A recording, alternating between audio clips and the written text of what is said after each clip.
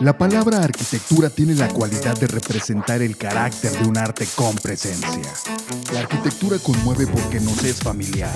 A través del diálogo que establece con las ciudades y los entornos domésticos, dicta el ritmo cotidiano. Toda edificación es testimonio. La razón de ser del diseño es crear atmósferas. El diseño interior coescribe el discurso arquitectónico, redondea su significado y ofrece soporte al usuario, convencido de que armonía y comodidad mejoran la calidad de vida.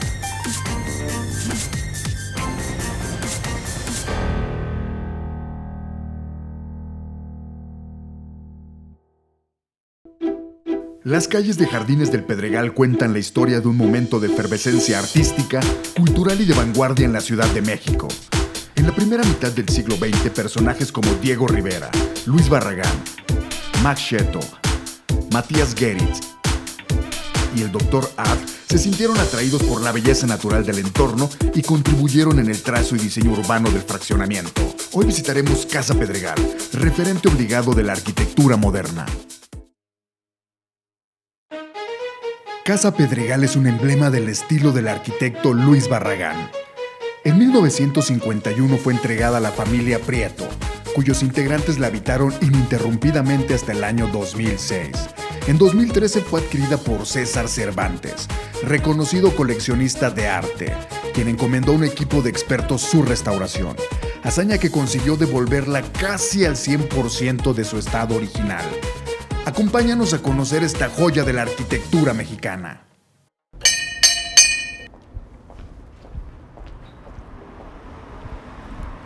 A ver si ya llegó Elena, Toño, porque se me hace que... ¡Ay, Talavera! Pásale, puntual. Ahora sí que se tardaron, ¿eh? Le vamos a cerrar. Un poquito, estábamos echándonos un cafecito. Ay, qué bueno. Estábamos tomando un cafecito platicando de Barragán y la sorpresa que nos tenías. No invitan, ¿eh? No, ya está, pero ya nos echamos otro en la tarde, ¿no? Qué sorpresa, Elena. Cuéntanos por qué nos trajiste a ver esta casa. Pues bueno, es una casa que para mí tiene muy buenas memorias. Me recuerda a mi infancia en el Pedregal y esta conexión con la naturaleza y con las piedras muy típicas de aquí, ¿no? Oye, Toño, y la pregunta para ti, ¿por qué es tan importante Barragán para la arquitectura mexicana? Bueno, mira, con una prueba. Esta casa tiene más de 70 años. Podrías vivir hoy aquí. No creo que existan 20 casas en el Pedregal que se hicieron en esta época, porque el mismo tema las ha ido demoliendo, remodelando, y esta casa está impecable. Y eso te habla de la muy buena arquitectura que llegó para quedarse. Es una arquitectura temporal. Hay mucho que aprenderle a esta casa. Es cuna para todos los arquitectos de las generaciones en México para sacarle jugo. Y está llena de sentimiento. Esta casa, y perdón que te interrumpa, esta casa en vez de verla por acá, la ves desde acá, ¿no? Pero eso quería llegar, el tema del patio. El patio es un patio, pero esta entrada es una entrada austera, pero al mismo tiempo es imponente. ¿Por qué es tan contemporáneo este espacio? Bueno, porque son espacios que nacieron bien claros, bien definidos, ¿no? O sea, no son un tema de, que lo platicamos también en otra ocasión, de que hay arquitectos que son medio híbridos. No, a ver, Barragán es tema claro en colores, en espacios, en silencios, en ruidos, en vegetación. Son trancazos bien dados. Es un cuate que, independientemente ingeniero o no ingeniero, un cuate lleno, creo que de los arquitectos en el mundo con más sensibilidad que hay, ¿no? Y aquí se vibra. 70 años después te vas a quedar con el ojo cuadrado, ¿no? Entonces hablamos de Barragán como un personaje que le dio identidad a la arquitectura mexicana, ¿no? A ver, Barragán es la neta de la arquitectura mexicana. Si no lo entiendes, no, me cae que dedícate a otra cosa. Y esto es el tema, insisto, 70 años y tenemos mucho que aprenderle a esta casa. Oye, Barragán. Toño, pero yo creo que ese tema de entender a Barragán es muy complicado. Más bien como que lo tienes que sentir, ¿no? O sea, yo cuando entro y llego a este espacio y veo estos colores, estos volúmenes, esta puertita por la que vamos a entrar ahorita, pues más bien se me ponen los pelitos un poquito de punta y lo sientes. Es sensaciones. No sé, para un arquitecto debe ser diferente. Aquí es todo lo ajeno al funcionalismo, aquí es sentimiento tras sentimiento, son sorpresas. El hecho de que entramos por una puerta y que veas el patio y te diga tanto y a la vez no te dice nada, y esta puerta y vas a ver la sorpresa que te da. No, es más, ¿entramos? Ok. Bueno. Va. Por favor, Elena. Gracias. Más, David. Toño. Bien. Mira, para que veas. Órale. La casa fue construida entre las rocas del volcán Xitle, en un terreno de más de 15,000 metros cuadrados en el Pedregal de San Ángel. La naturaleza endémica de la zona fue determinante en su proyección. Los muros son altos y abiertos. Los pasillos evocan itinerarios monásticos. Los juegos de luces y sombras son magistrales en ambas plantas que se comunican con jardines extensos y abiertos, además de grandes ventanales que invitan a contemplar la belleza del paisaje. El agua de la piscina es un elemento que acompaña la fuerza y energía de la piedra volcánica del jardín principal. Barragán tenía el tema hábil de subir, bajar, cerrar las escalas, la luz. O sea, no hay un esquema de que castrara la arquitectura, ¿no? Era libre. Y eso para mí ha sido fundamental. Oye, pues qué contraste, ¿no? Venir de tanta luz, ¿no? De repente esta ausencia de iluminación, ¿no, Toño? ¿Por qué este juego de contrastes y de emociones? Son contrastes bien definidos, bien claros, que después de 70 años te siguen creyendo lo mismo. Eso es Barragán. Sensibilidad a lo más puro. Hoy hay arquitectos que no logran esto, ¿no? Claro. Después de 70 años. Barragán le sobra. Y si le sumamos el tema que, aparte de arquitecto, es ingeniero, logras estos claros, que en el movimiento que se estaban haciendo de estas casas aquí en el Pedregal todo era funcionalismo, ¿no? Aquí no hay. Aquí el tema es más bien viva la sensibilidad y todo lo que necesitas, y se recoge en el tema de los monasterios, de las haciendas, de la, insisto, perdón que lo diga tanto, de tanta sensibilidad que tenía Barragán, ¿no? Oye, Elena, y el tema de la emoción tiene que ver también con el mobiliario, con el diseño interior. ¿Qué pasa en esta área que también sigue siendo, pues, con ausencia de elementos? Claro, yo creo que lo que quiere hacer es un contraste muy fuerte al estar en la calle, la ciudad, con el impacto de entrar aquí, inmediatamente todo tu estado de ánimo como que aterriza, baja, que... y hasta los olores, ¿no? Hasta el olor del rico, del piso, ¿no? Los materiales son naturales, lo que hemos hablado, ¿no? Sí. Oye, Elena, y lo que dice Toño, ¿no? Como dentro de un ambiente funcionalista llega esta atmósfera que no tiene mucho que ver con el funcionalismo, sí tiene algo que ver con el minimalismo, ¿no? Y quizás son principios también de lo que es una época minimalista, ¿no? Y bueno, a lo mejor retomada hasta de los monasterios o de estos lugares de monjas donde no se requiere nada excepto la presencia de Dios. Y por lo mismo entiendo que esta banca es esa bienvenida con esta austeridad, y las velas que también están aquí, que nos están como implicando una parte como espiritual, ¿no? El funcionalismo se caracteriza por satisfacer una necesidad cuya utilidad es práctica y social. En el funcionalismo la forma se adecúa a la función y obtiene el mejor resultado con el menor costo. Por otro lado, el minimalismo puede ser descrito como una tendencia en la que el sujeto es reducido a los elementos necesarios. Se caracteriza por la simplicidad en las formas y las funciones.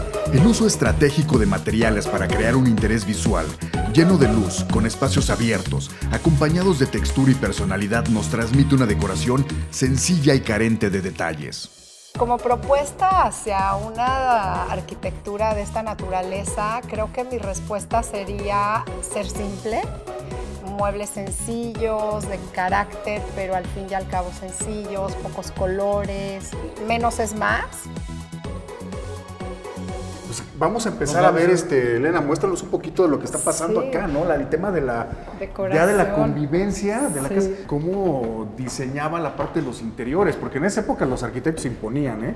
Claro. Ahorita un poco también se quieren imponer, sí, ¿no? Mandaban a su gente, ¿no?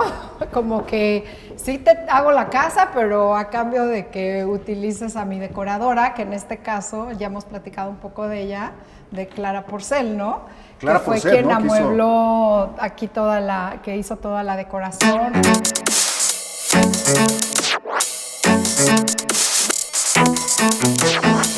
Luis Barragán es un personaje histórico dentro de la arquitectura en México porque le da identidad a la arquitectura mexicana fuera de nuestro país, y además creo que es muy importante el poder recorrer esta casa ahora después de 70 años. Más adelante yo diría que esta es la mamá de todas las casas de la arquitectura, de la nueva arquitectura contemporánea. Te digo, le da esa identidad, ¿no? La separa de lo que era la arquitectura funcionalista que estaba empezando a hacer tendencia en ese momento, y Luis Barragán crea esta nueva arquitectura emocional, ¿no? Es un personaje que cada que hacía un proyecto tenía esa intención y un propósito, nada estaba por casualidad, ¿no? Todo tenía un porqué y un concepto, ¿no? Es el creador también de una arquitectura serena, ¿no? Entonces creo que esa es una de las aportaciones más importantes que le da Luis Barragán a la arquitectura mexicana. Oye, Elena, ¿y esta mesa es un acierto o la ves sobrepuesta? ¿Qué pasa aquí? Cuéntanos un poquito del tema. No, 100% es un acierto porque es una cálida bienvenida a una persona que está llegando a este espacio y sobre todo que no te da la espalda al sillón.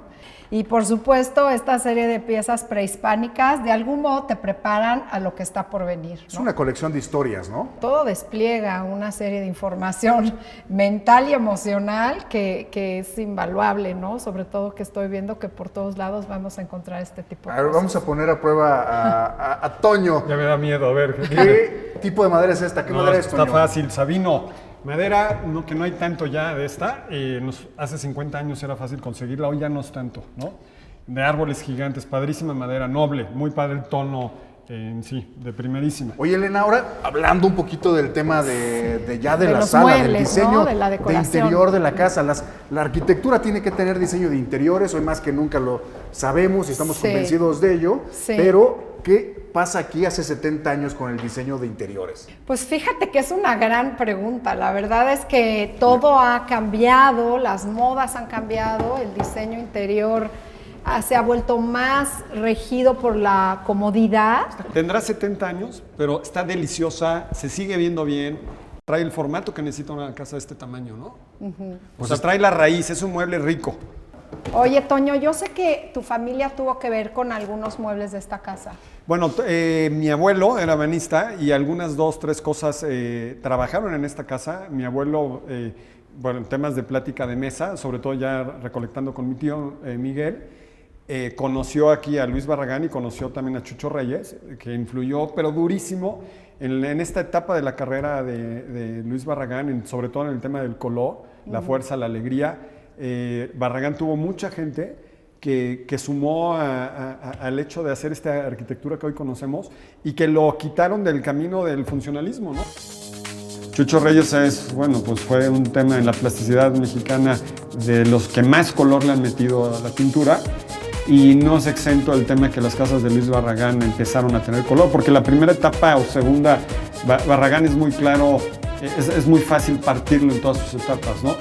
Pero en el momento que se aparece por ahí Chucho Reyes, empiezan a cambiar las cosas, ¿no? Hasta ir, ya no si quieres, hasta las torres de satélite, ¿no? Oye, Elena, ¿y con qué elementos puedes hacer más confortable, más cálido un espacio? Bueno, por supuesto, tapetes, cojines, velas, lámparas, como hablaba, y por supuesto una chimenea bien encendida con su buen fuego, ¿no? Porque son de los elementos importantes que seguramente nos están esperando para descubrirlos, porque va a haber agua, tierra, viento y por supuesto fuego. O sea, elementos importantes, ¿no? Que no deben de faltar, que deben de existir dentro de la casa. Yo creo ¿no? que en la arquitectura, ¿no? No, sin duda. Yo hablo siempre de poderes y hay un poder que particularmente me llamó la atención en esta casa, que es el poder de la armonía. Hay una armonía entre los muebles, el estilo y los objetos que están aquí decorando. Y eso es yo creo que el gran acierto de este Luis Barragán.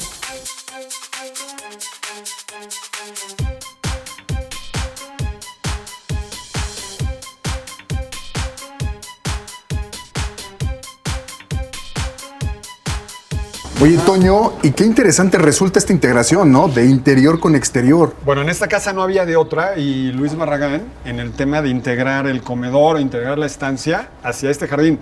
Y si nos vamos 70 años atrás, esta barda estaba mucho más lejos. Originalmente, como sabemos la historia, esto tenía 12,000 metros cuadrados, hoy ya no los tiene, pero independientemente sigue siendo un gran espacio y es la comunicación, ¿no? Nomás ve estos, en el tema estoy casi seguro que en la casa este vidrio estaba partido y ahorita lo habrán puesto así grande, porque en 1970 no había estos vidrios, ¿no? Tan grandes, ¿verdad? ¿No cambiarías de repente esta ventana y harías algo de tamaño corredizo para tener esta integración total ahora sí? A Luis Barragán no le tocaría yo, es más, vengo a aprender, yo vengo a aprender.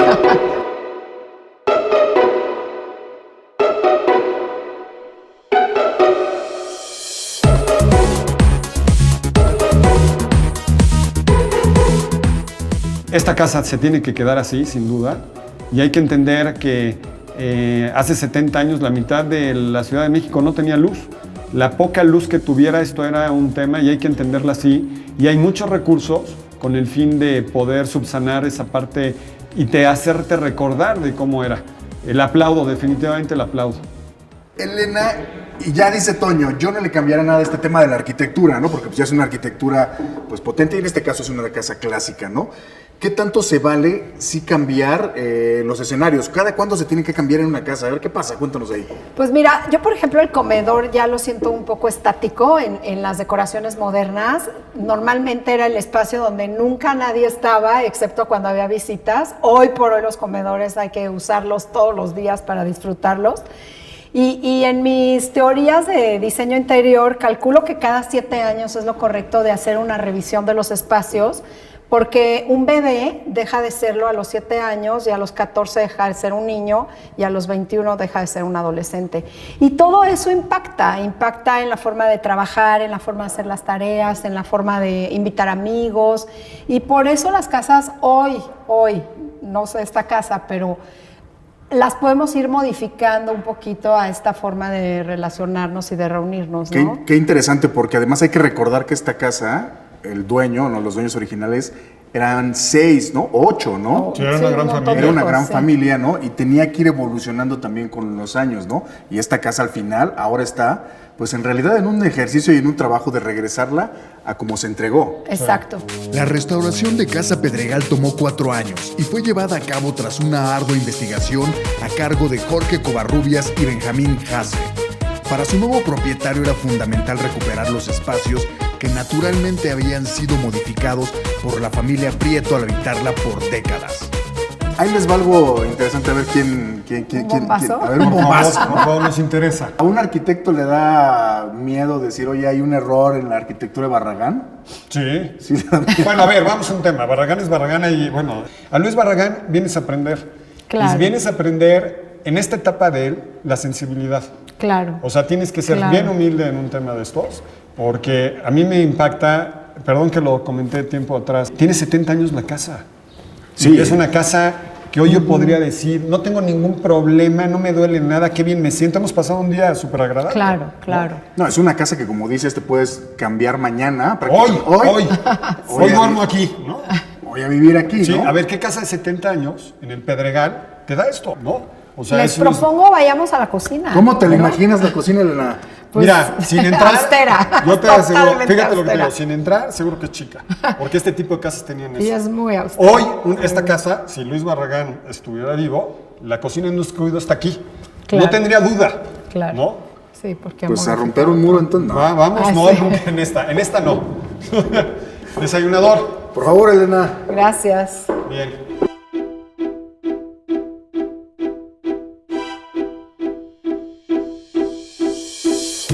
Primero fue el Pedregal, después fue esta casa, y él lo que imaginó en este tipo de cosas que se tenía que construir en el Pedregal era la libertad, que las vistas fluyeran. Estábamos hablando que había terrenos, los chicos eran de 5,000 metros cuadrados a 12,000, 15,000 metros cuadrados. Obviamente, pues la relación con el contexto era el resultado propio de la casa como tal, en esos ventanales y en esas vistas, que no era necesariamente por tener ventanales que vieras a tu vecino. Construías el 20% en el reglamento, construías el 20% de tu predio.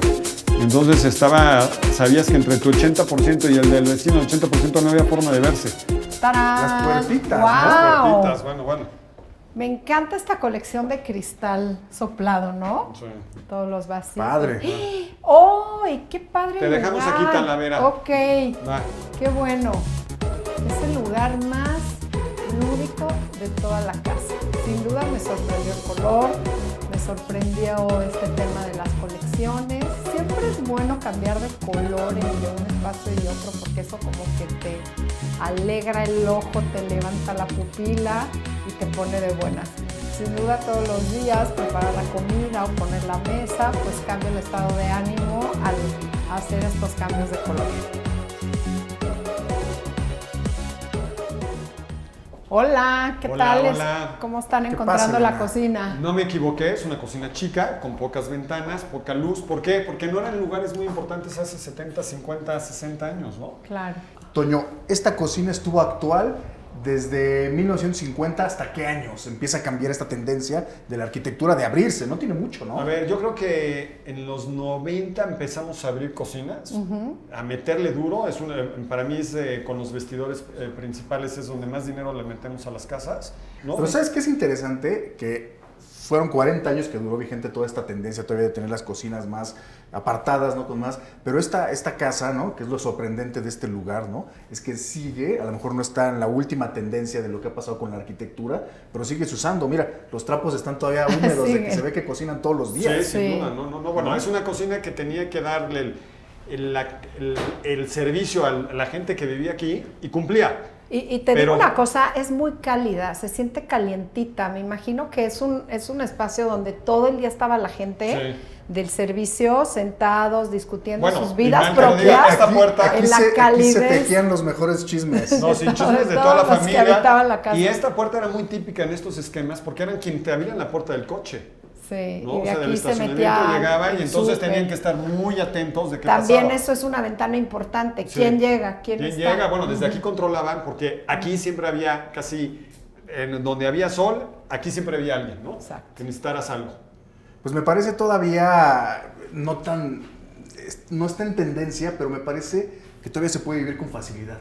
No, bueno, sí, a ver, yo tampoco, quizás en el único lugar que me atrevería a modificar para hacerla más atractiva. ¿Y cómo lo haría? Y con mucho respeto. Palabras mayores. Palabras mayores, de verdad. O sea, lo único que quizá tocaba y dejaba fotografías de tal como fue, es que juntaría este espacio con la alacena y con el desayunador, con el fin de entender una familia, porque yo siento que este tipo de esquema separa familias.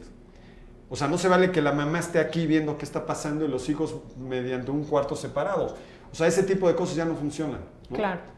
Yo buscaría el tema de cómo juntarlos respetando cómo estuvo la casa.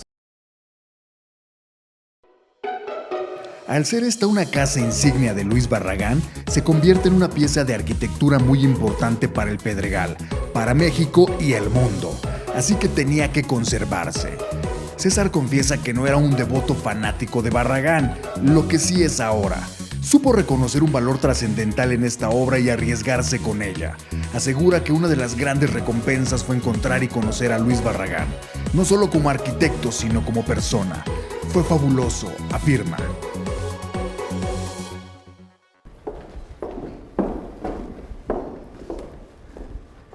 ¡Qué belleza! ¡Qué belleza! ¡Wow! Hola. ¡Wow! ¡Wow! ¿Qué Hola. pasó, César? ¿Estás lista, Bienvenidos. Elena, para nadar ahorita? Chapuzón, no traje mi traje de baño, caray. Toño, te presto uno. Bueno, va. Lo traigo en la cajuela por si las dudas. Vas bien armado. Sí. Hola, Como César. Dios pueda. Hola, Bien, gracias por recibirnos. Antonio, bienvenido.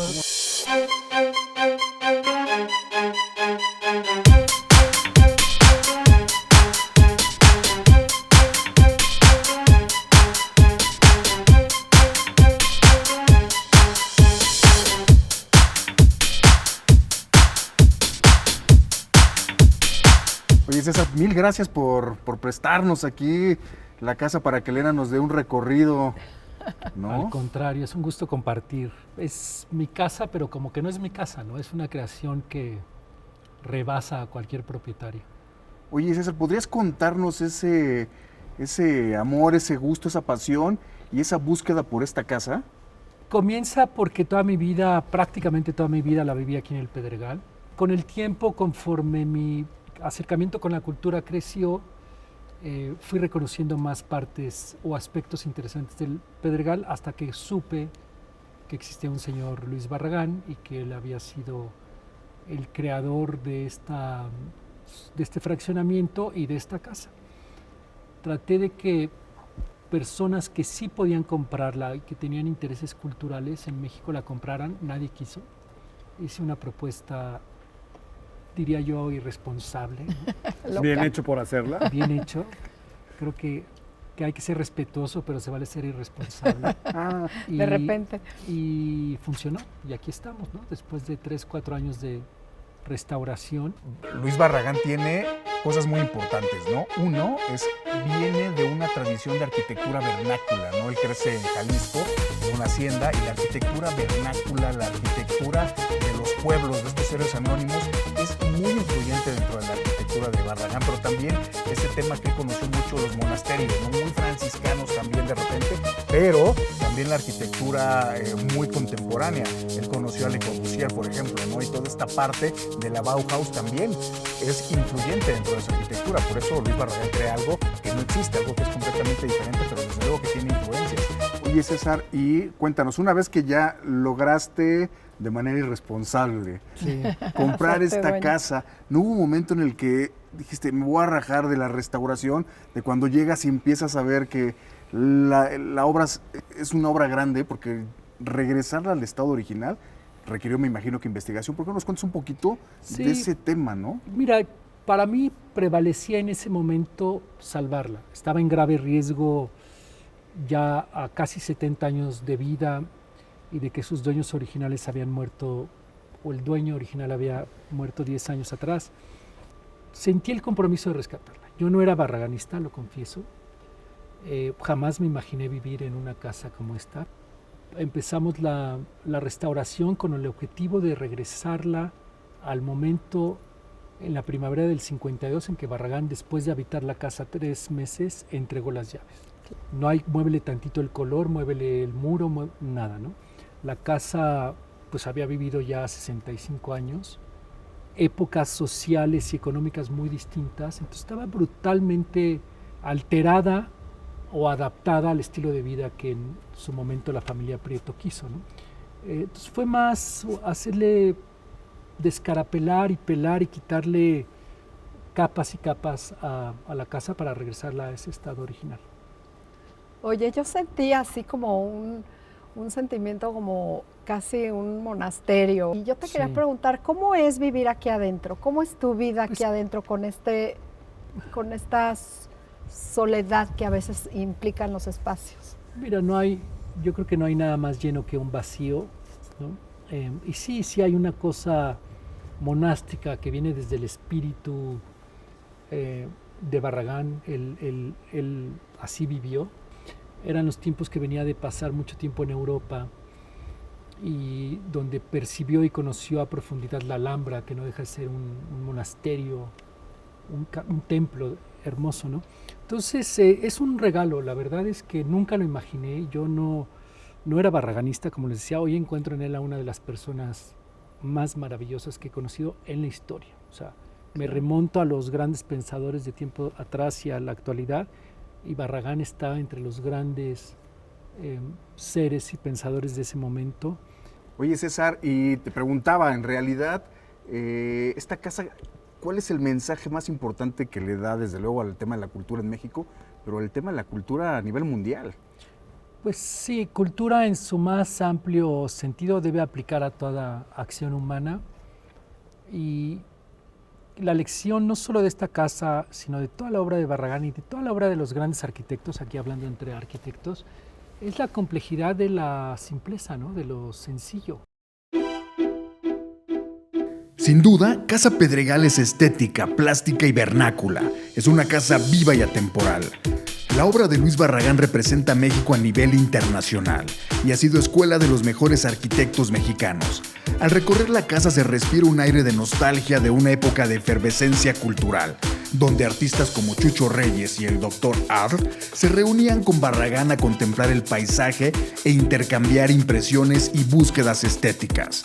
En Design Hunter seguimos contando historias sobre las casas más bellas de México.